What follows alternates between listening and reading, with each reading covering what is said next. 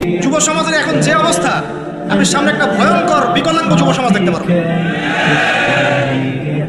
মস্তিষ্ক বিকৃত হয়ে গেছে এদের মোবাইল ফোন দিয়ে। মোবাইল ফোন, পর্নোগ্রাফি, মেয়েদের ফিতনা, হারাম অ্যাফেয়ার্স, মাদক, জুয়া, টিকটক, এই করতে করতে এদের মস্তিষ্কর সুস্থতা নষ্ট হয়ে গেছে। আল্লাহর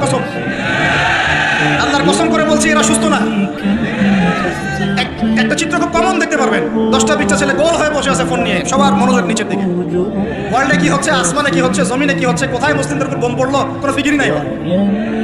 আপনি মনে করেছেন যে এই যুব সমাজ আগামীতে দেশের হাল ধরবে? আমি হলফ করে বলতে পারি কোনোদিন দেশের উপকার করতে পারবে। আপনি নষ্ট করে ফেলছেন যুব সমাজকে, নষ্ট করে ফেলছেন। এদেরকে সুস্থতার দিকে নিয়ে আসতে হলে ইসলামী শিক্ষার কোনো বিকল্প নাই, নামাজের কোনো বিকল্প নাই। এদেরকে সামাজিক কাজে লাগিয়ে দিতে হবে, সোশ্যাল কাজে, সামাজিক উন্নয়নমূলক কাজে, এই যে মানবতার সেবামূলক কাজে, প্র্যাকটিক্যাল কিছু কাজে। কিছু বানাও, কিছু করো, সায়েন্স নিয়ে ঘাটাঘাটি করো, কিছু প্রযুক্তি উদ্ভাবন করো, তোমরা কিছু করো।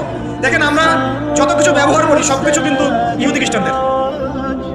এই যে আমি যে মাইকে কথা বলছি, মাইকে ইসলামের বড় বড় কথা বলছি, এই মাইকটাও দেখা যাবে যে মুসলমান তৈরি করে নেয়। তাহলে এটা কি কাম্য ছিল? আর এই বিশ্বের যত শিক্ষার বুনিয়াদ, এই বুনিয়াদী শিক্ষা